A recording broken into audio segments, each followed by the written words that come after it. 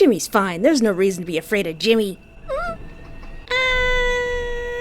Hello and welcome to my YouTube channel. I am Espoir David, and today I want to play day 2 of Chilling Devotion. But before we start, can we talk about my hair? I don't know what I did, but I got like some extra curl in my wig. I turned on the camera, I was like, ooh, I look nice today. I look like I'm actually going to go out and do something today, like I'm not going to just spend the whole day inside my house recording videos. Sometimes you gotta point out the days where you think yourself looks nice. Better get this video finished before all the curl comes out of my hair. But as a small refresher, you're taking a lovely winter vacation in a little cabin all by yourself, when all of a sudden a mysterious, blue-eyed person shows up at your door. And of course, you've come to the wrong cabin and it actually belongs to this guy. This is our new friend Jim, and unless we want to brave the storm, we're going to be rooming with him. He seems nice. So this part is right after we've bombarded poor Jimmy with a bunch of questions. There's a few new things in day 1, but I just want to skip to day 2. Well, I think I'll call it a night. Oh, Jimmy. Sweet Jimmy. Jim gets up and holds out a hand to take your empty mug from you, trying to be a gracious host to you, too. He's being so nice about the fact that we just bombarded into his cabin. You give him your cup, too, and his lips curve into a small smile. I've also been rather flirty this time around. He walks to the kitchen and places both of your mugs in the tiny sink there with a clink. Then Jim goes over to the hearth and puts out the rest of the fire before heading to his room. You get up and walk over to your room. You peer out to Jim, closing the door to your room. Jim lingers by his door and glances back at you. Aww. Okay, well, good night, Espoir. Good night, Jim. Thank you. Or can I stay in your room? Hee. I don't think I should be laying it on that thick too early. Thank you. Thank you, Jimmy. Aww. Jimmy's fine. There's no reason to be afraid of Jimmy. Jim's eyes sparkle with your words of appreciation. You're welcome. Sleep well. Aww. Was that always there? Is that a wolf? A picture of a wolf? Your door creaks as you close it all the way, and you turn towards what will be your room for the next couple of days. Well, at least I won't be alone. That was much nicer than how your first meeting started. You're getting to know Jim a lot more, and you both are getting along. Your unexpected host is turning out to be a pleasant surprise. Aww. You change into your sleeping clothes and jump under the covers for warmth. The storm is still raging outside as much as it was earlier. You start to relax, and soon the storm outside starts to sound like white noise. The events of the day are taking their toll on you. Before you arrived, you were feeling lonely. Now, after everything that has happened, you feel, attraction, a bit. Grateful, hopeful, embarrassed. That's still pretty embarrassing. I'm still really embarrassed about that. You're still feeling so embarrassed about the events of today. First you missed your cabin, and then you end up in a stranger's place. And then Jim. You pull the covers towards your burning face. It's all just too embarrassing. As you think about how you feel, you drift off to sleep, wondering what the rest of the week has in store for you. We're gonna go out into the snow and go on adventures. The darkness takes you, and you dream of being deep in the mountains. The air is viscous, thick with the scent of old blood.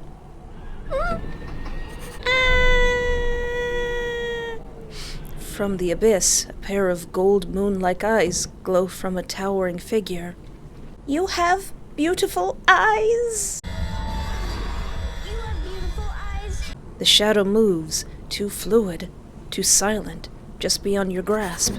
The trees scream, the ground heaves, and then a sound, low, guttural, laughing. Its voice is not a sound, but vibration. The hum of a wasp's nest, the groan of a moose tightening. Noose. A moose. Hee. That doesn't say noose, it says moose. It doesn't say moose, it says noose.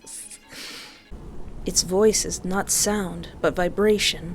The hum of a wasp's nest, the groan of a noose tightening. You are such a delicate thing, a rabbit on my altar. You are the perfect sacrifice. But I don't want to be a sacrifice. Your breath comes fast, not with fear, but rapture. You seem to recognize something. To be known is to press your rotting heart against something equally ruined.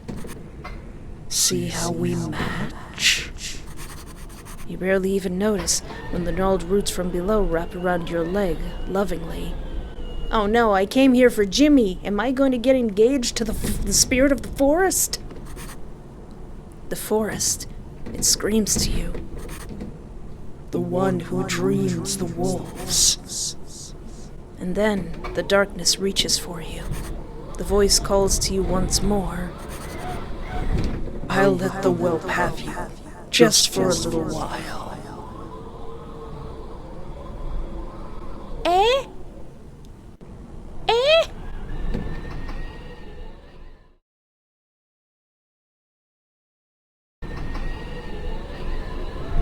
Nani? You are marked now. The storm listens. The trees remember. Oh man, you don't want the trees to be screaming. You scared the trees. You wake with a gasp, the remnants of the dream clinging to you like frost. I thought we had to deal with the clingy blind man in the snow. No, we gotta deal with the spirit of the forest. Moonlit eyes burned into yours from the shadows of the pines, something that knew your name with a voice like cracking ice. Unsubconsciously, your fingers buried in the quilt, your pulse hammering like a trapped thing. Morning light seeps through the frosted windows. You wake up to the sound of the gas stove clicking on and the flash of the flames. Jim is awake, moving through the cabin with the creak of floorboards under his careful steps. The bedroom door squeaks as you step out. Jimmy, I had a bad dream. Jim keeps his back to you, fingers fumbling with the coffee tin like it's the most fascinating thing in the world. Ah, you're finally awake. Jimmy! You sit down at the table. Jim sets a chipped mug on the table and joins you. Steam furls from it, ghostly in the cold air. He doesn't speak. The silence stretches, taut as a tripwire. Espoir, it's for you. Jim pushes the mug towards you, an offering. Thank you. His eyes dart around the room, a nervous habit you're beginning to recognize. Take the mug, wait for him to speak, push it. No, I'm gonna be nice. We're taking that mug. Thank you. Again, I'm sorry for bursting into your house. The drink inside is hot cocoa, hot and fragrant, exactly as you like it. The scent wraps around you, warm and familiar. You hadn't realized how thirsty you were until now. Jim watches you intently. Drink? Pretend to drink. You wouldn't put anything in my drink, would you, Jimmy? No, we can trust Jimmy. Let's have that hot chocolate. You take a sip from the mug, and it's good. Really good. You drink a big gulp before you even realize it. Jim's shoulders unclench, just a fraction. Why were you clenching your shoulders, Jimmy? It's not like there was anything in that drink. I'm glad you like it. Jim's posture softens. He watches you with something like gratitude, his fingers tapping an absent rhythm against the table. The steam from your mug curls between you like a disorienting fog. Jim watches, not the drink, not your hands, but the space where your lips will meet the rim. Hee. The silence stretches, charged with something unspoken. The warmth of your drink spreads through your chest, familiar and comforting. Is it good? How's the temperature? It's perfect. With pride barely hidden, a flicker of satisfaction crosses his face. He leans back in his chair, fingers drumming once against the table. I remember how you take it. Aw, Jimmy! You'd protect me from the forest, wouldn't you, Jimmy? Before you know it, you've drank it all. Jim holds out his hand to take your mug, and you oblige. Then he busies himself with taking your mugs to the sink, but you catch the way his thumb rubs over the spot your lips just touched. Aww. You must be hungry. I'll make you some food to go with your drink. Thank you, Jimmy. He crouches down and pulls out a cooler from under the sink. You think you hear the click of a lock, but you can't see past Jim's form.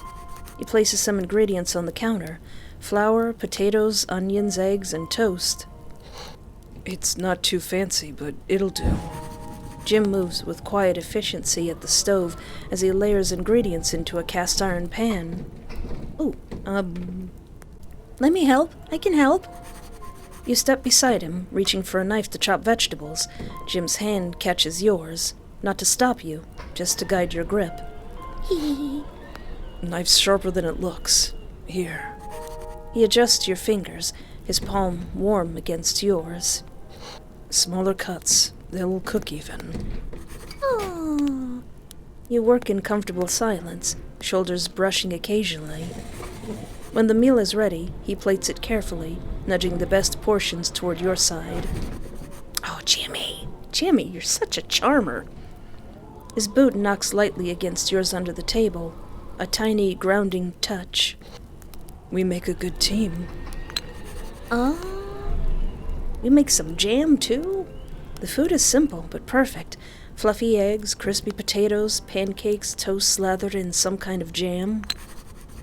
Jim left the jar of preserves open on the table for you, wafting a sweet scent to you, in case you wanted more. Your stomach grumbles loudly at the sight and smell. Good. You have an appetite. Go on and dig in. He doesn't eat until you do.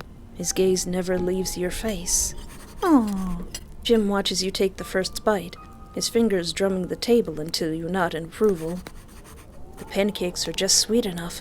The preserves taste like blackberries, and something darker. Iron? No, just your imagination. There's no shenanigans in this jam, is there, Jim? Any shin-jamagan? Okay, I'll stop. The food is delicious, but leaves you oddly drowsy. Jim! I trust you, Jim! He smiles, watching you eat and noting how you feel from the look on your face. Good food will make you sleepy, huh? Well, lucky for you, food always makes me sleepy, no matter what I eat. His voice is light, but his fingers quickly tap the table twice, like he's counting. Halfway through, he pushes his mug towards you. Try this. Before you realize it, you take a sip of his spiced tea, and it's just sweet enough. See, this is how you get me. You just get me with a bunch of sweet things. When you hand it back, his thumb brushes the place where your lips touched. Tee. Both of you finish up quickly, and Jim takes your plates to the sink. As he's washing up, Jim hums. The tune is unfamiliar, oddly rhythmic. You've never heard it before. Almost like a lullaby. Or a chant. Jimmy? When Jim notices your attention, he stops abruptly and turns away. It's just a song from my childhood. Jim pauses at the sink, looking out the window. The storm still rages, but he has a serene look on his face. Could get used to this. I know, right? The fireplace crackles as Jim moves to kneel by the hearth, rearranging logs with unnecessary focus. His sleeves are rolled up slightly as he works. Pale scars peek beneath the fabric. When he notices you watching, he smiles, but his fingers twitch like he's counting something under his breath. Not much to do indoors, I'm afraid. Never really had guests before. We could play a rousing game of tic-tac-toe. Just me and the quiet. The firelight catches the edge of the wolf carvings on the mantel. I've got books and a puzzle, if you'd like. Could make do. Puzzle sounds nice. Do you have any novels? Yeah, we could just talk. We could just go back to your room. No. Yeah, we could just talk. We could just talk to each other. Get to know you a little more before I inevitably pass out, apparently. Jim freezes for a beat, then laughs, a strange breathy sound. You both go to sit by the fireplace. He sits too close, knees bumping yours. Talk. Right. Sure. What about? Well, first of all, who's the sick band that's on your shirt? Looks cool, it looks metal. He toys with his sleeve, tugging it down, as he thinks about what to say next. You ask about the carvings. Jim's shoulders relax too much as he lifts the large wolf from the mantel. He runs a thumb along the wolf's spine, where the grain splits like an old wound. Started whittling after I left home. Kept my hands busy. Funny thing, the wood carries a lot of memories. He leans in and hands it to you, pressing the carving into your palm. His fingers linger, too warm. Tell me something you remember. Doesn't matter what. Something true. His thumb presses your wrist. For a second, the pulse you feel isn't yours. Goodness. I had a nightmare last night, Jimmy. I need a hug. Jim goes very still. The shadows behind him sway. I'm sorry about that. It's not like it's your fault, Jimmy. Right? But dreams can just be dreams, not real. Jim's expression softens. His thumb traces your wrist, like he's counting your pulse. Sometimes, though, I think dreams are doors. You want to be careful what you invite in. I'll make a note of that. He seems to catch himself, clearing his throat awkwardly. His fingers finally uncurled around your wrist as he got up. Anything else you want to do? A puzzle sounds nice, now that we have a choice. Jim produces a dusty puzzle box from a cabinet and directs you to the table. The pieces are worn, the image on the box faded, a snow-laden forest, the trees too familiar, the shadows between them too deep. Found this in the cellar. Might be missing a few pieces. Ooh. He spreads the pieces across the table and then settles beside you. Close, but not quite touching. The puzzle is old, with some edges frayed, others darkened with age or something else. At first, it's easy. Order pieces first, then the cabin emerges. Crooked chimney, claw marks on the door. As the fire crackles, the puzzle takes shape. A cabin, a wolf, a figure standing at the tree line. Are you trying to tell me something, Jimbo? Jim's fingers move with surprising precision, slotting pieces into place before you even find their match. He doesn't look at the box. He doesn't need to. Funny how things fit together when you know where they belong. At one point, his knee brushes yours. He doesn't pull away. It's warm, deliberate. The puzzle grows, a wolf at the tree line, golden eyes gleaming even in the dim light. Then the figure, a silhouette, standing just beyond the cabin's reach. Their hand is outstretched. Hold on. Scary! What's the one piece there? Is that the one piece that's gonna save me? Then the figure, a silhouette, standing just beyond the cabin's reach. Their hand is outstretched, holding nothing. The piece is missing. That's probably the one piece to my salvation. You look at the table, but there's nothing left. The figure's hand is empty, a void. That's too bad. The figure in the puzzle is holding something. A flower? A knife? But that piece is gone. You ask if he knows what it is while squinting at the missing figure's hand. Not sure. Don't remember. Am I gonna find the missing puzzle piece at some point? It's gonna be like, oh, that's what I was supposed to do. His thumb brushes the empty space where the piece should be, before leaning over to grab your hand. His gaze lowers to find yours, full of unspoken meaning. Guess some things stay lost. I want to lean into his touch, but I don't want to be that flirty yet. You've done this before?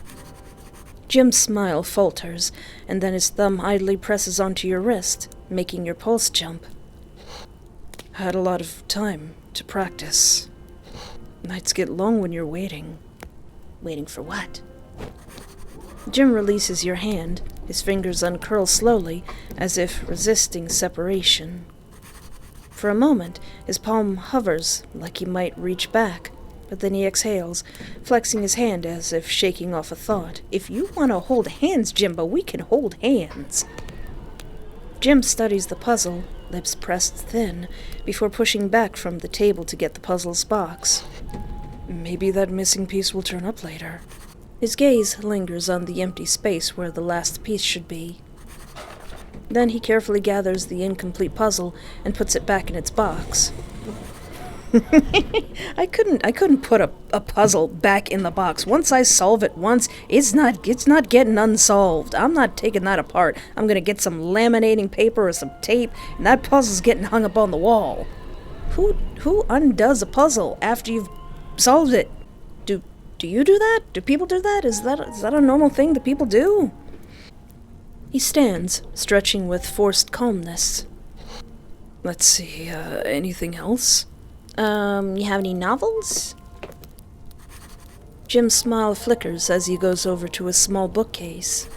He runs a finger along the bookshelf, hesitating over titles like Folk Remedies of the Valley and Surviving the Wilds. Most of these are not exactly light reading. That's fine. He plucks a battered novel with a pressed flower bookmark. Ooh. But this one's okay. Romance. Well, sort of. He hands you the book and the flower to look at. Aww. The flower feels a bit chilly in your hand. Your imagination? The cover is faded, but you catch the title, The Hare and the Hollow. You flip it open to Chapter 12, The First Snow. There are handwritten notes crowding the margins. Don't trust the moon. Flower. Liars and promise. Vespera had always been told that the Hollow was a cursed, evil place. She shivered as the memories returned to her like a vision when they first met. The villagers whispered of it in hushed tones, their voices tinged with something between reverence and fear. They said the trees there grow crooked from the weight of all the secrets they'd swallow, and their roots tangled around the bones of things best left unspoken. But when she stumbled upon Bjarn in the deep heart of the hollow, his dark coat dusted with snow, his hands cupped around a wounded hare, she wondered if the woods had been waiting for her after all.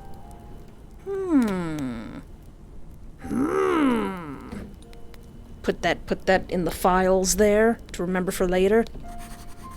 Jim sees what you're looking at and reaches to take it back, flustered. Maybe not that one. How about you pick something yourself?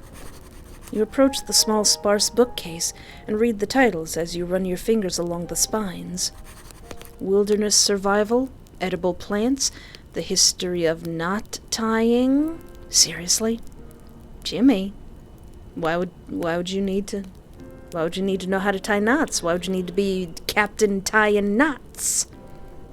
I don't know, I guess for like traps and stuff, for like catching rabbits, holding people hostage.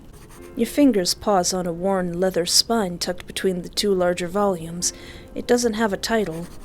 When you reach for the untitled book, Jim's breath hitches, then he laughs too loud. That's just my weather log. Terrible handwriting. Here. He snatches a battered poetry collection from the shelf, thumbing to a random page. I like this poetry book. Let's see.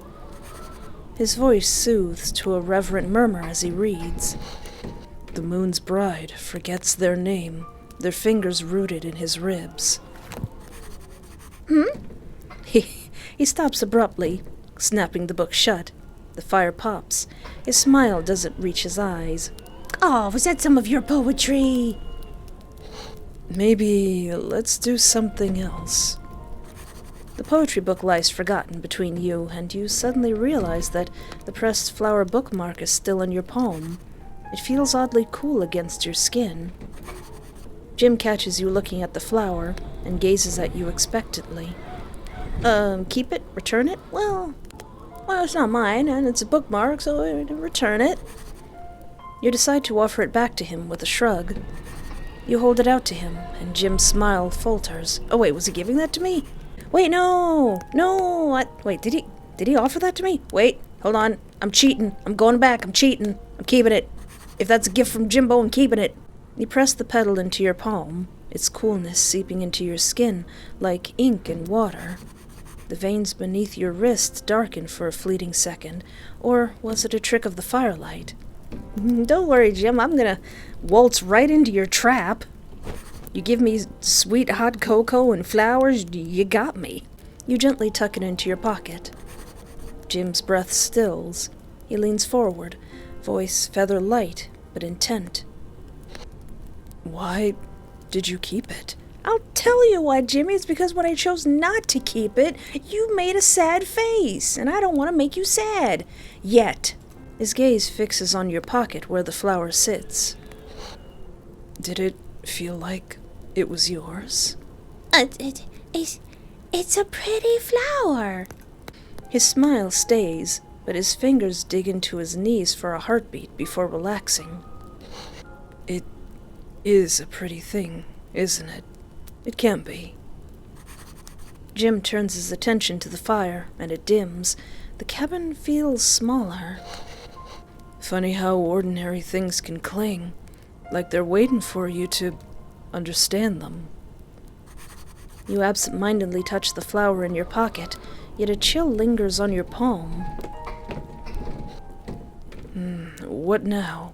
There's nothing else we can do. I guess we can go back to my room. You mention heading to your room, and Jim stills, thinking. Jim smiles, satisfied with how you've spent your day. He leans back, remembering all the things you've done together with a slow, cat-like satisfaction. Knew you'd be good at this. Knew it. Guess we've done all I could think of for now. I'll come get you when it's dinner time. Get some rest for now. Okay. Yeah, can we move this picture to a different room? You head back to your room, for now, the door clicking closed behind you. The sound is soft, final. You sit on the edge of the bed, the weight of the day pressing into your shoulders like hands. You stare out of the frost-veined glass. The storm still rages, snow piling in drifts against the pane. Your breath fogs the cold surface. Your breath evens out, fogging the glass in rhythmic pulses. Without realizing it, you trace the same looping pattern Jim uses to stir his coffee into the glass. You are feeling more accepting of your situation, or maybe resigned is a better word. The snow no longer looks threatening, just inevitable, like the turn of seasons. Think about what you've seen, take a nap, let's ponder. The wind howls outside as you lie stiffly beneath the quilt, staring at the ceiling. You reflect on what you've seen today, the first day staying in the cabin with Jim. Your palm tingles where the petals touched you, a phantom chill that won't fade. You press your hand to the mattress, but the cold lingers like a brand. That flower was too cold to be perfect. Jim's voice, low and satisfied, replays in your skull. The flower rests heavy in your pocket, its unnatural chill seeping through the fabric. He's not gonna turn me into a sexy snow statue like some other snow-based visual novel characters that I've met. Perhaps it's just a chilly draft. You could still picture the way the puzzle pieces had fit together under Jim's sure hands. The shadow of the cabin, the lurking wolf with its golden eyes, the figure at the tree line. But the piece it held had been missing. Now in the quiet of your room, the memory nagged at you. He's been a surprisingly attentive host, in his own way. The breakfast was hearty. He remembers the little things, the way you take your hot cocoa. There's something almost comforting in the way he moves, like he's memorized the shape of this solitude and simply let you step into it. Jim's still careful with his words, and still watches you a little too closely, but there's no denying it. You've gotten closer today. He was touching my hands, hee. The shadows stretch across your room, and you begin to wonder if it's evening time yet.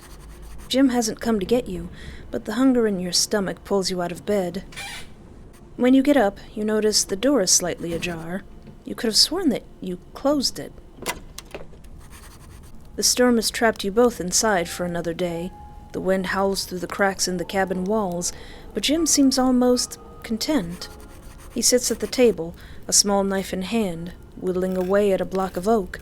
His movements are careful and precise, like a man performing a sacred rite.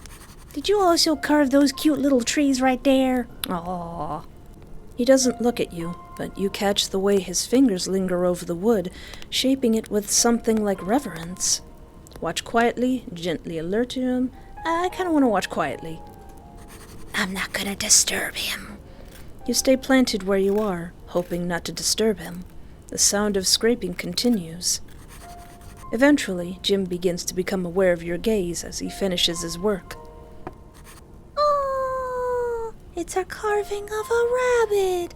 Oh, also with this symbolism of sacrifices and wolves and bunnies. You're gonna give that to me? What are you trying to say, Jim? A small fragile thing, ears folded back, body coiled as if ready to flee. When the carving is finished, Jim hesitates. His thumb brushes over the creature's back, passing over its form. With a twitch of his lip, he seems to decide to pick up his knife again, and whittles away quickly. He carves a small hole through its heart, and threads it into a leather cord and ties it around your neck without asking. Oh, you made me a little wooden bunny necklace. All right, Jim, we're getting married. We're getting married, Jim. I'm sorry. You have a wife now. I'm sorry. You're gonna have to share me with my other husbands, but we're married now. Sorry, I don't make the rules. His fingers linger too much on your pulse, which jumps at his touch. So you remember. His voice is a gentle murmur with something dangerously close to tenderness. Even when I'm not around. I am rejected. Break it? Who? Never. I mean, I'm gonna have to. Oh man, I'm gonna have to play this again and be mean to Jimbo. Well, for now, I love it. And I'm gonna wear it, and I'm gonna go to bed with it, and I'm gonna think about it, and I'm gonna cry. That's really a sweet gift. Gosh darn it. I'm accepting it and wearing it. You trace the carving with your fingertips, and you want it around your throat. Your hand slowly curls around the necklace that Jim placed on you with acceptance. The first thing you noticed is that the cord around your neck is tight. A collar, disguised as jewelry. The thin leather knotted snug around your throat is not enough to choke, but enough that you feel it there. The wood is smooth, almost too delicate, like it might splinter if gripped too hard. Jim's eyes burn in the dim light of the sight of you, breath shallow. I knew it would suit you. He shifts closer, his knee brushing yours as he reaches out to adjust the carving. Well, we're married now, so this is an engagement bunny. His touch lingers, warm, calloused fingers tracing the curve of the carving's back alongside your skin. You fits you better than I thought it would. Tee. There's a weight to the words, something deeper than just the carving. He starts pacing around the room, looking at the fire, peering at the walls. Jim, just say it. I accept. I do. Let's go. He's stalling. You can tell by the way his shoulders tense, the way his gaze keeps flickering back to you. Finally, he exhales, running a hand through his hair. I'll have to make you more things if you like it. When he starts to retreat to his room, his steps are lighter than usual. I'll see you soon. Night. You get back here! You get back here and kiss your bride! We're married now! He strides into his room without another word. With nothing else to do, you also head back to your room. Did we have dinner? The bed creaks as you settle in. The blanket's too stiff. the air too still. You try to sleep, but it comes in shallow waves. Each time you start to drift to sleep, the shadows at the edge of the room seem to shift just slightly. You listen here, shadows, you better stay right where you are. I'm not going to be having any of those shenanigans. A thud, a muffled curse, the creak of floorboards bearing weight. The cabin is too quiet for the sound to be anything but deliberate. You sit up. A sliver of light bleeds under your door. Someone's still awake. Jimmy! Jimmy! You're drawn to the noise and venture out of your room. Night falls heavy over the cabin, the fire reduced to embers. The wind is quieted, but the silence is worse, thick with unsaid words. Jim stands by the window, his back to you, fingers absently tracing the edge of the wood-carving knife. You can see the tension in his shoulders, the way his breath fogs the glass in uneven bursts. He knows you're watching. He always knows. Why did you have to say it like that, me? Jimmy? Jimmy, now hold on, Jimmy. If you turn around and you jump scare me because I'm actually dreaming, I'm going to be very upset. I'm going to trust you, Jim. A shudder runs through him when you call out to him. For a long moment, he doesn't move. Then, slowly, he sets the carving knife away and turns to face you. When Jim turns to face you, the moonlight paints his face in blue and shadow, his eyes dark and unreadable. There's something raw in his expression, something hungry and hesitant all at once. Jimmy? Jimmy, with all this stuff about wolves? Are you actually a werewolf? Are you a werewolf in the snow? Couldn't sleep. But you should be asleep. His voice is rough, raw. I couldn't sleep either, or you agree and head back to your room. All right, good night. No, I heard you were awake and thought you were in distress, my new husband. Then I'm sorry for bothering you. The air between you is charged, electric. He swallows hard, his gaze flickering to your lips, then away, like he's afraid of what he might do if he looks too long. I don't want to kiss him just yet. I don't want to lay it on too thick just yet. But then again, we are married now. You did give me this lovely necklace, so guess what? You're getting smooched. Smooch. A look of frustration flashes across his face. But Jim breaks at your command and closes the distance.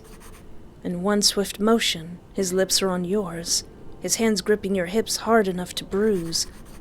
The kiss is fierce, all teeth and desperation. He nips at your lower lip, his breath hot against your skin. When you gasp, he groans, pressing closer, like he wants to melt into you. Mine. What? It's not a request, it's a claim. Tee! Okay, I am all right with the events that are currently happening. He doesn't let go, his forehead pressed to yours as he struggles to steady his breathing. You... He struggles to say something, but swallows it instead. Jim suddenly pulls away from you, like he's been touched by fire. I have to go. He begins grabbing his heavy winter clothes and heads for the door. Jimbo! Jimbo, it's a storm, and it's nighttime, and I'm your wife. You're not going out in the snow, young man. We're going to have a nice hot chocolate, and we're going to talk about our honeymoon. You reach out to him, but he gives you a dangerous look. Don't follow me. He leaves the cabin, the door slamming behind him. The door clicks shut behind him, and there's a beat of silence. Then the unmistakable clink of a lock engaging. Did you lock me in here? Follow him, look at the door, look out the window, go back to bed. Follow him. I don't think we can open the door, though. You're reaching for the door before you realize it. The handle is cold under your palm, the metal biting into your skin as you twist it. It doesn't budge. Pound the door, Listen, Jimmy, my new husband. You rattle it harder, throwing your weight against the wood. I've only known you for 1 day, but I love you! Nothing. The door doesn't even shake in its frame. It's solid, stubborn, like the trees outside that have spent decades digging their roots deep into the earth. Fine, I guess I'll look out the window and just go...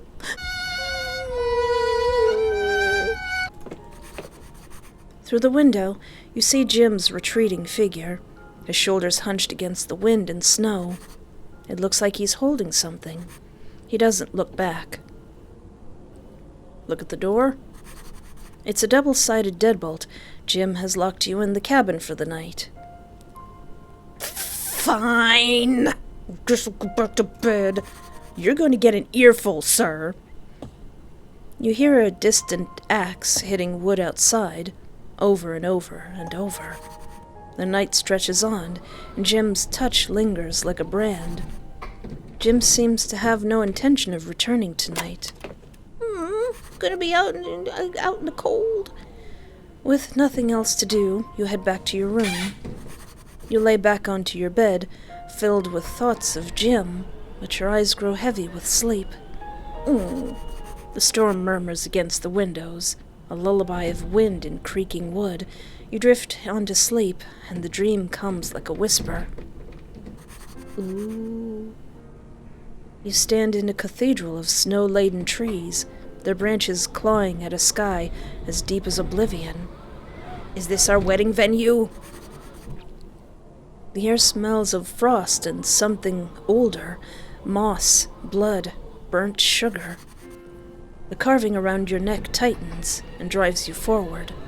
Ooh. Before you is a path of white flowers, like piles of snowfall. Their silver veins pulse in time with your heartbeat. One brushes your ankle. Familiar. Possessive. You don't recall their name, yet your tongue forms the shape of it anyway. Moon petals. Is that what they're called? How did you know? There are wolf tracks. Deep, deliberate. They lead you forward without a choice, the trees seemingly curving into you, pulling you in. Something moves in the dark. Not a wolf, not a man. A man-wolf. A shape with too many joints, its shadow stretching further than the light should allow. Oh, hi! And those eyes, they glow impossibly bright, drinking up the shadows. A voice hums. Jim's voice? No. Deeper. It curls through the trees in fragments. What do you have, rabbit? Your palm grows heavy. You unclench your fist to reveal... It's a moon petal, now fully bloomed. Its center is a perfect black pupil. Its mouth doesn't move, but the words bloom from behind your ribs. The cage is beautiful because it was built just for you. Won't you sing for him? The figure laughs, and the sound is Jim's, warped, delighted. The flower roots into your skin. It doesn't hurt. That's worse. Stay a little longer. I've been starved for so long. Thanks for playing Day 2. What is going on here? Love it. Absolutely love it. Spectacular. Give me 14 of them right now. Really? I love that I don't know what the heck is going on.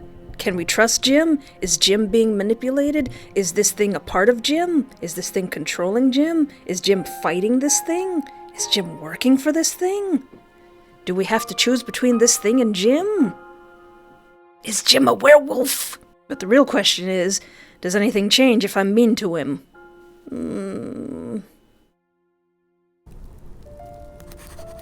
So, going all the way back to day 1 and trying to pick the most meanest comments that I don't want to choose.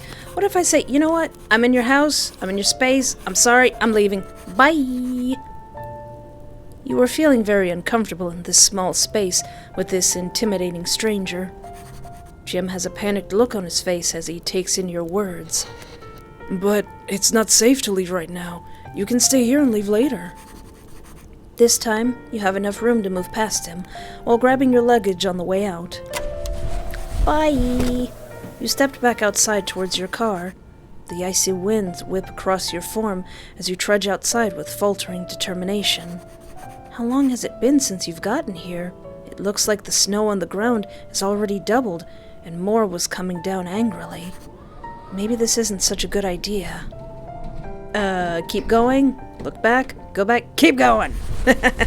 Blind hubris and determination. You steal your determination again and push through the snow. Wait!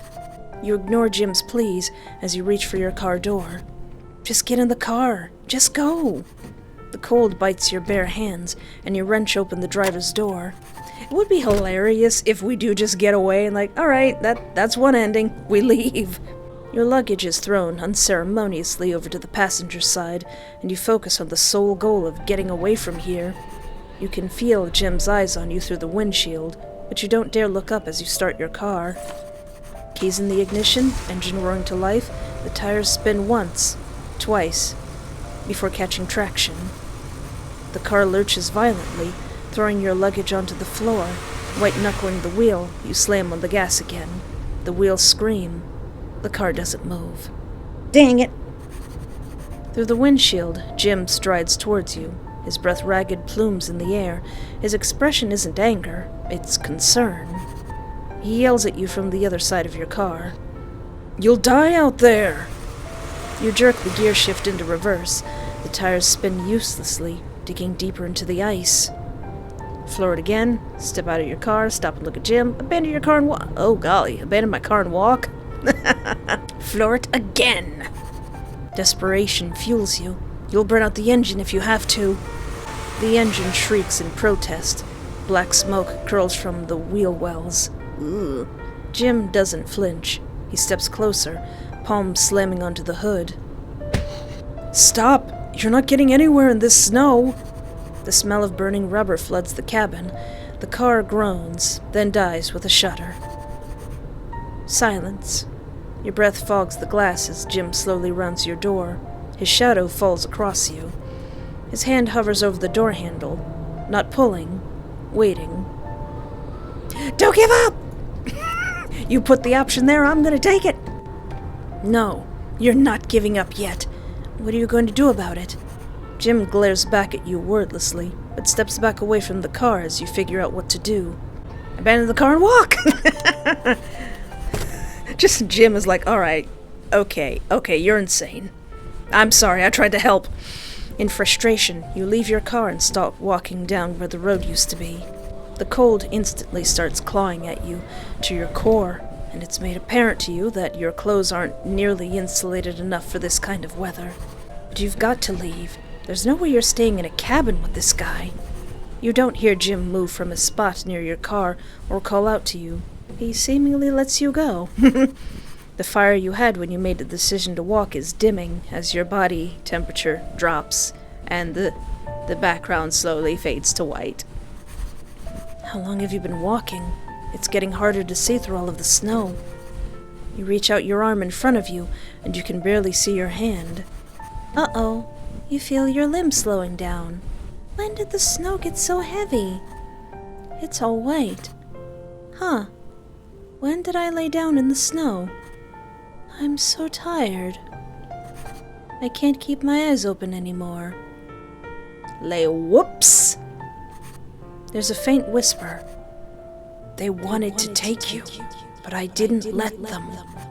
You feel warm. Eh? Your eyes flutter open, despite how tired you still feel. In a daze, you notice you're in an unknown room.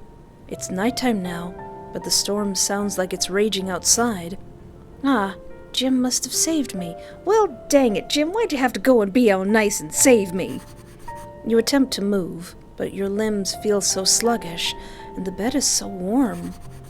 You start to relax, and soon the storm outside starts to sound like white noise. The events of the day are taking their toll on you.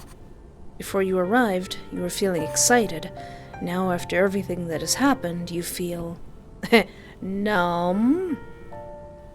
Wary.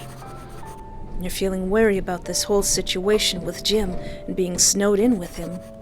There's just so many unknowns that you have to deal with now. This is turning out to be a much more complicated getaway than you bargained for. And you think about how you feel as you drift off to sleep, wondering what the rest of the week has in store for you. And that just dovetails into day 2 beautifully. Its voice is not sound, but vibration, the hum of a wasp's nest, the groan of a noose tightening. I see you're a clever creature, a cunning fox. Do you think you can outplay me? Is this because I tried to escape? Am I making you mad, Mr. Mysterious Moon Eyes? The voice scares you. You don't understand what it is. You try to get up away from this haunting visage, but the damp, cold earth under your feet clings to you. Branches claw at your arms, leaving thin red trails in their wake. The less you understand, the rougher things get. The trees loom, and shadows laugh. The creature taunts you further.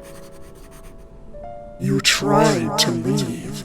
You try to run from the inevitable. I am the door you cannot close. You are home. The forest, it screams to you. The one who dreams the wolves. And then the darkness reaches for you. The voice calls to you once more. I'll let the whelp have you, just for a little while. What does that mean? You're finally awake. The weight of yesterday's events presses against your ribs like a bruise. Your failed escape attempt.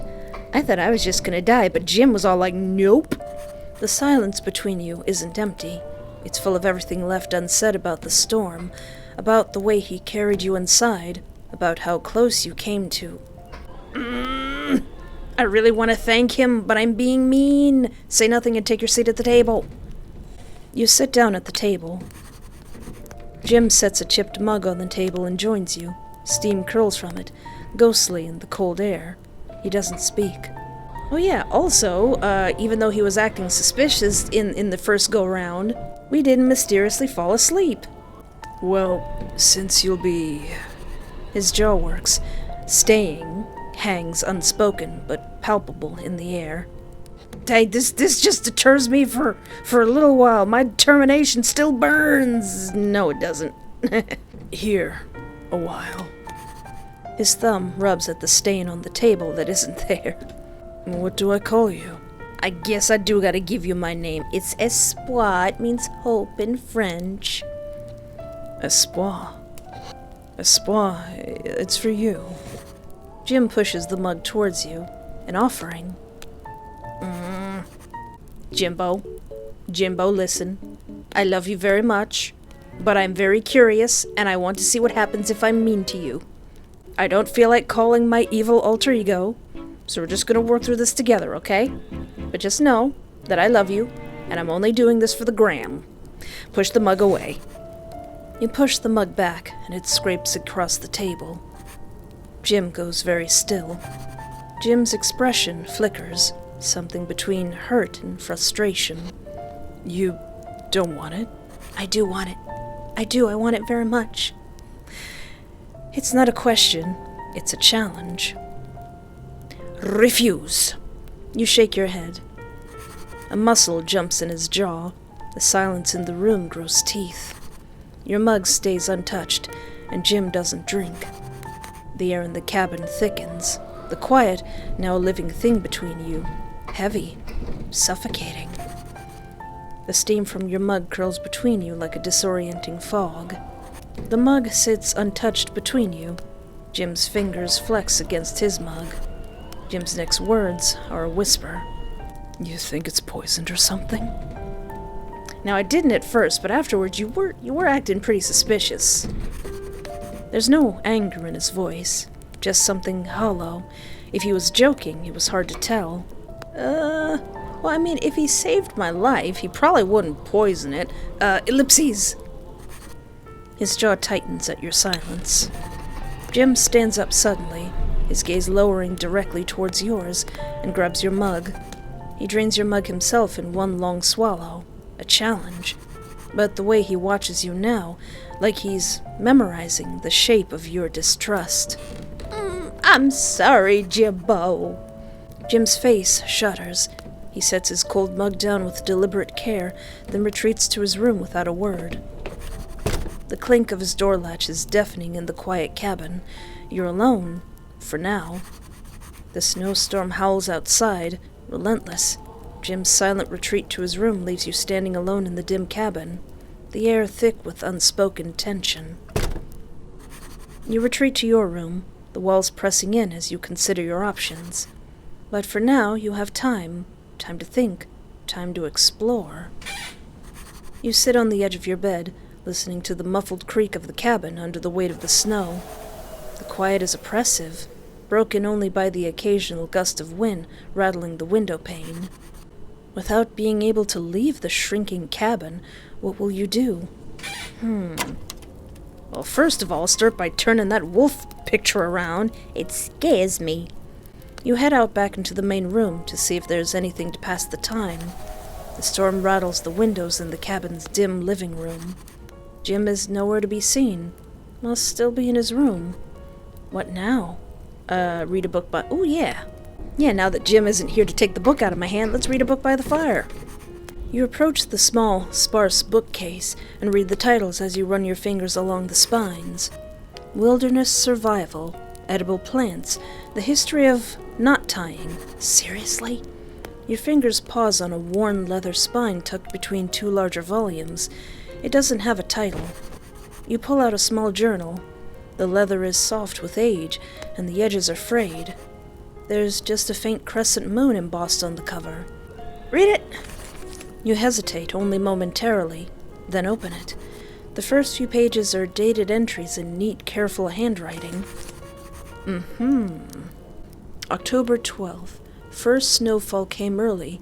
Caught 2 rabbits in the new snare. Need to check southern traps tomorrow. Sorry, buddy. Aw. You flip further in. The entries become less frequent, the handwriting changing, sometimes neat, sometimes jagged. Getting all this lore for being mean. Some pages have sketches, plants and animal tracks. Then you reach a section where the writing changes dramatically. October 23rd. They are still watching. I can hear them.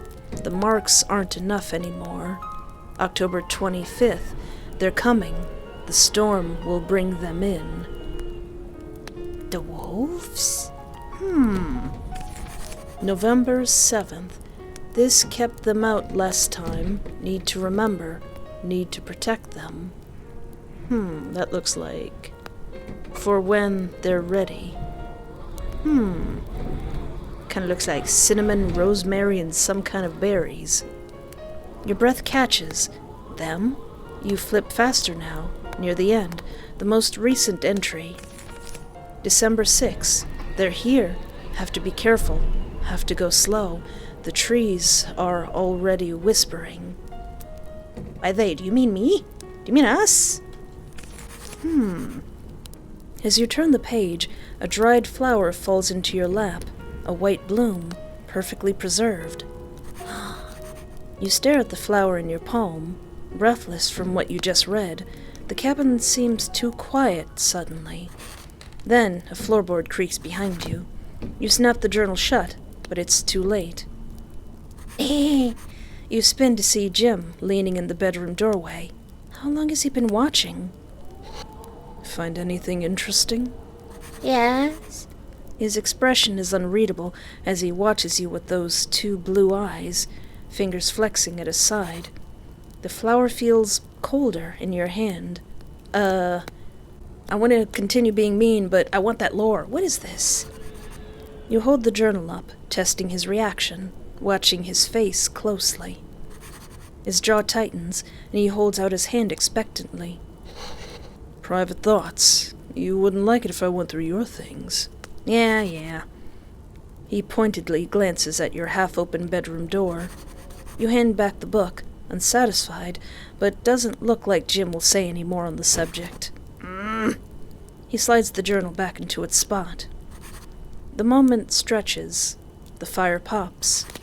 Jim's gaze locks onto your clenched fist where the flower rests, icy against your palm. His expression flickers, something between panic and hunger, before smoothing into careful neutrality. What else is in your hand? Your fingers tremble.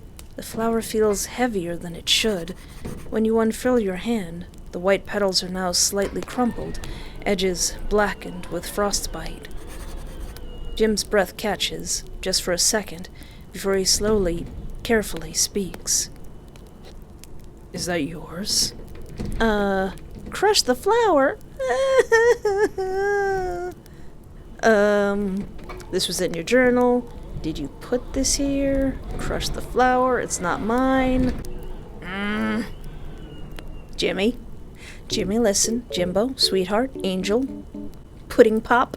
Listen. I'm just being mean to see what would happen. I don't mean this. I'm very sorry, but I just want to see what would happen. Crush the flower. I'm sorry, Jimmy. Jim goes deathly still, but watches you. Now, why'd you go and do that? I'm a bad boy. Why do you do things like this? I'm a bad boy. When you open your hand, the flower is intact, but now damp, as if weeping. He takes the flower from your hand, turns it over like a curiosity, and then pockets it while giving you an unreadable look. It's just a flower. Seems important. You still feel the coolness lingering in your trembling hand. Then he reaches over to you, and you flinch. His gaze holds yours as he slowly pulls out a book from the shelf next to you and hands it to you firmly. The cover reads, Wilderness First Aid Manual. Oh, that's important. Read this. It's good for you. Never know when you'll need it. His fingers taps the back right over an advertisement of Learn How to Treat Frostbite. His gaze flicks to your exposed fingertips, then back to your face. A silent message. Oh, okay, I get it. Especially with what you tried to pull the other day. I get it! I'm sorry! Jim bitterly scowls at the memory of you passing out in the cold. The moment stretches. The storm rattles the windows, but Jim doesn't move away. I don't want to read this. She lied. Jim stills. His fingers flex, then curl into fists.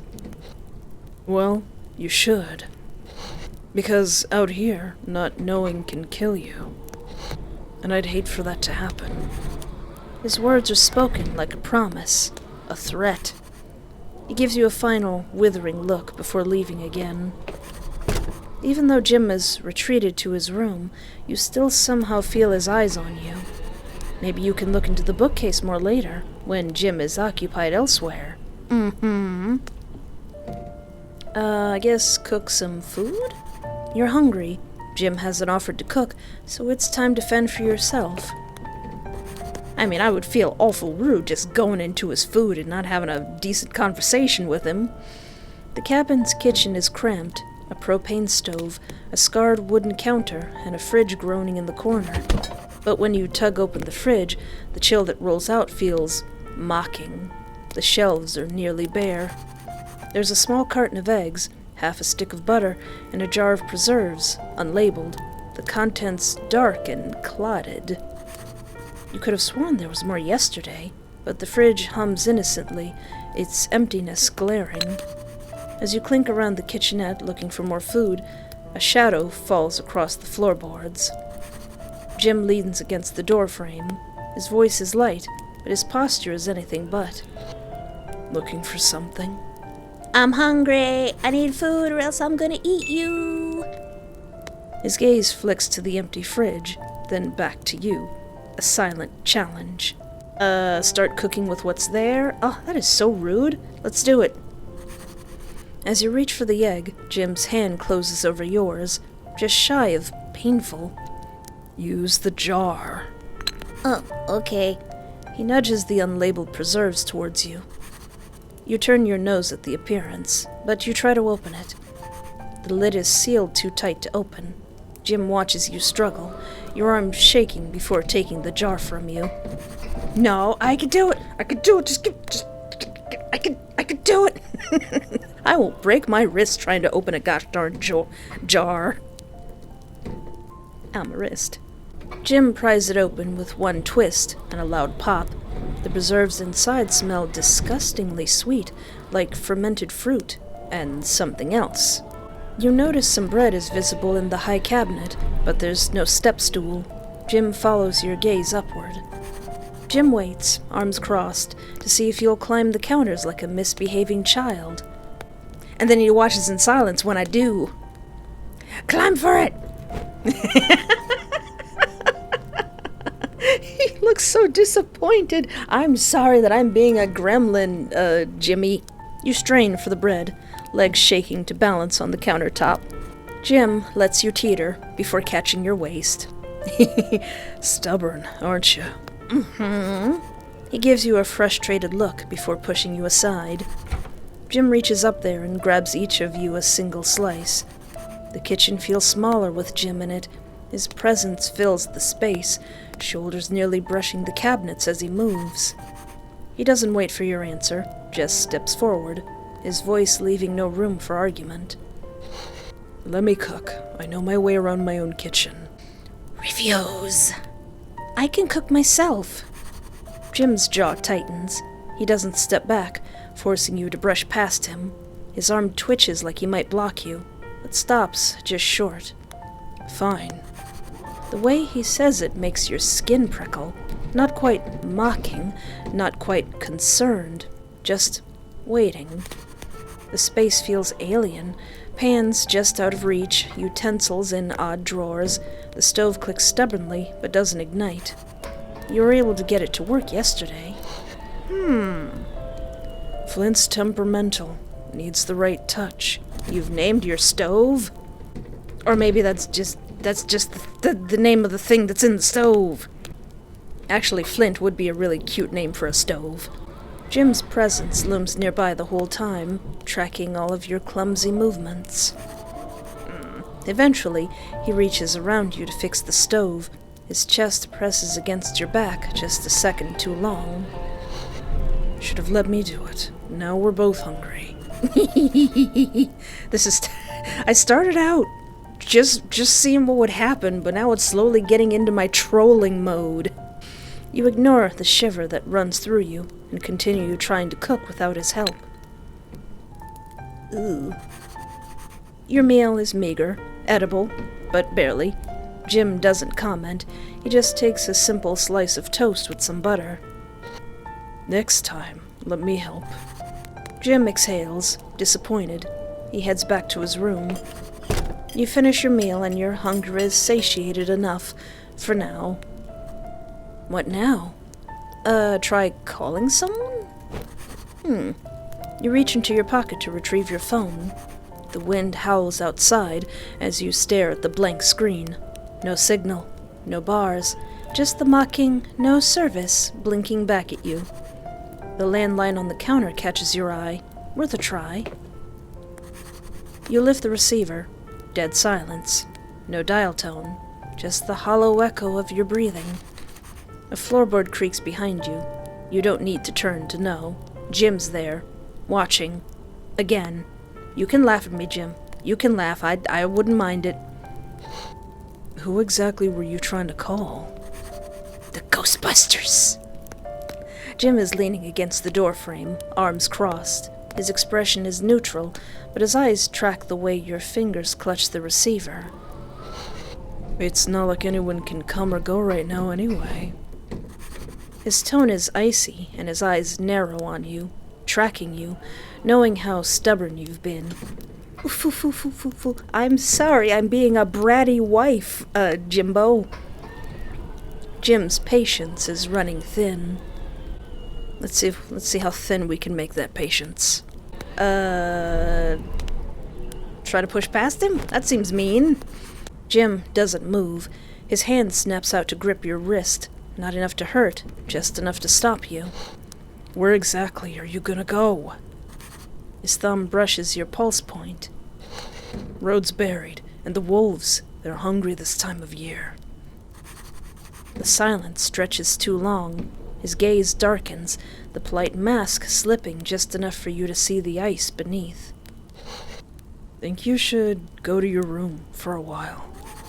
He doesn't move from the doorway. The unspoken command lingers in the air between you. This isn't a suggestion. You hesitate, weighing defiance. If you give me a choice, I will defy. Ents. But the facts are undeniable. His broad frame blocks the only exit. The storm shrieks outside, a reminder of the wilderness's indifference. The snow don't care and the trees are screaming. And that look in his eyes, patient, but not endlessly so. Your feet move before you decide to obey. Jim follows just too close behind as you trudge down to your room. Rest up. I'll get you for supper later. Or we're gonna make out at the front door.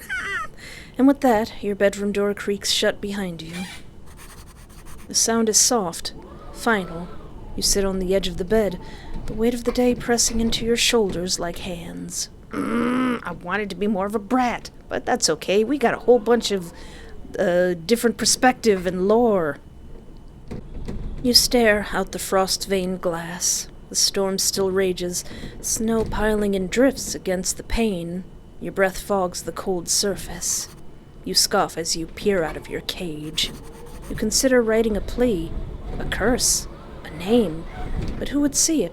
The trees? The wolves? Yes and yes. A single finger scrapes across the frost, etching half a word before letters sweat and blur almost immediately, as if the house itself rejects your defiance.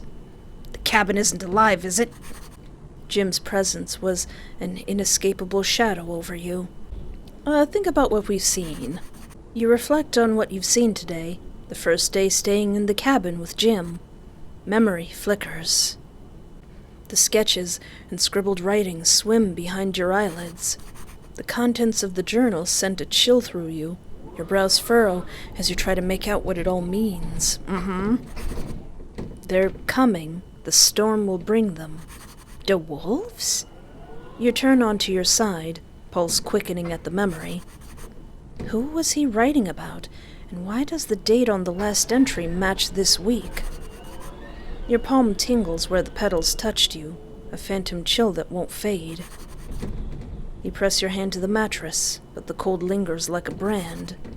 That flower was too cold, too perfect, and Jim's reaction was playing on loop, dismissive, even when his breath stilled. You clench your fist. The scent of frost and iron still clings to your skin. The fridge's hollow interior glares in your memory. Is that really what happened? The fridge was working fine yesterday. At least, you didn't notice anything wrong with it. Yeah, when we burst it up in here the first time and thought this place was ours. And the way he watched as you struggled with the empty shelves, like an animal playing with its food. Your stomach growls. The hunger feels intentional now. The landline's dead static still rings in your ears. You roll over and dig your phone from your pocket. No service mocks you in glowing letters. You toss in bed in frustration, your phone a heavyweight in your pocket. You might as well put it in your luggage for now. The storm was roaring, but bad luck for the landline to go down. The shadows stretch across your room, and you begin to wonder if it's evening time yet. Jim hasn't come to get you, but the hunger in your stomach pulls you out of bed. I still want to watch quietly. Teehee. You stay planted where you are, hoping not to disturb him. The sound of scraping continues. Eventually, Jim begins to become aware of your gaze as he finishes his work. It's a wolf this time! It's a carving of a wolf. Fangs bared and shoulders hunched. Not a plea, a warning. When the carving is finished, Jim hesitates, his thumb brushing over the creature's back, passing over its form. He sets it on the table, facing away from you, to look at the finished carving. a silent offering unacknowledged. Aw, it's not for you. Not yet. Maybe never. Well, fine. Take it and break it. It's not even Am I really gonna test this man's patience like this? Why are you giving me this horrible option? Jimbo! Jimmy, I'm sorry! Jimmy? Jimmy. Jimmy. I'm sorry that I'm testing your patience. Jimmy, I'm sorry! Throw me out in the snow. Throw me out in the snow, Jimmy. Throw me out in the snow. Do it. Feed me to the wolves. The sound is too loud in the quiet cabin, like a bone breaking. Jim carefully gathers the shattered remains of the carving. His eyes grow dark, and he looks at you with outright disdain, but he leaves the room wordlessly. He has nothing to say to you. The only thing he should say to me is 2 words. Get out. I'm sorry. I had to see what would happen. I have to push your buttons, Jimbo. With nothing else to do, you also head back to your room. That crunch, that was the sound of my own heart. Reach out to him, approach him quietly. You know, let's just go back. Let's just go back. Let's just leave him alone. Leave him alone. He looks like he might want to be alone, and you also didn't want to face him now. So you quietly start heading to your room. To your confusion, Jim puts on his jacket and hat by the door. Then he wordlessly goes out of the cabin. The door clicks shut behind him, and there's a beat of silence. Then the unmistakable click of a lock engaging. Follow him? Did you? No, don't even, nope, go back to bed. Let that handsome devil go about his business. You hear a distant axe hitting wood outside, over and over and over. Jim seems to have no intention of returning tonight. With nothing else to do, you head back to your room. The wind howls louder, rattling the trees like something begging to be let in. Before you is bare earth. The ground twitches where your shadow falls. You feel something between your teeth, and when you pick it out, a white flower, moist from your insides, silver veins throb mockingly at you. You don't recall their name, yet your tongue forms the shape of it anyway. Moon petals. Is that what they're called? How do you know? And why was it in my mouth? There are wolf tracks, deep, deliberate. You whirl to flee in the other direction, but the woods stretch into the horizon. Something moves in the dark. Not a wolf, not a man, a shape with too many joints, its shadow stretching further than the light should allow. A voice hums. Jim's voice? No. Deeper. It curls through the trees in fragments. What do you have, wolf? Oh, I'm the wolf now. Okay, I see. Your palm grows heavy. You unclench your fist to reveal a bone-handled knife, its edge serrated with thorns. Its mouth doesn't move. The words form inside your skull. You wish to kill me, don't you? We both know whose throat you truly want to open. The wind lashes your face, full of teeth. Stay a little longer. I've been starved for so long. Wowie. What if I ask him to kiss me? What if I ask him to kiss me after all the horrible things I've done? Giving him real mixed messages. Like I raided your fridge and I crushed your wolf, but you should totally give me a smooch. He starts leaning towards you, but turns his head at the last second. His jaw clenches. Don't. You don't know if he's talking to you or himself, but his hands are fisted in your shirt, pulling you closer, even as he pushes you away. Kiss him? Let him go? I smooch. When you try again, he He lets you, but the kiss is brief, bitter. He breaks it with a sharp inhale. You'll regret this. Jim suddenly pulls away from you, like he's been touched by fire. What do you mean I'll regret this? Jim! Jim, where are you going? Jim, get back here. Jim! Jim! Wowie, now I'm even left with even more questions. So, it seems that we can turn the tides in our favor by becoming the wolf instead of the bunny? And if we become the wolf, then the thing starts, like, being threatened by us? But I want to be nice. I don't mind being a bunny.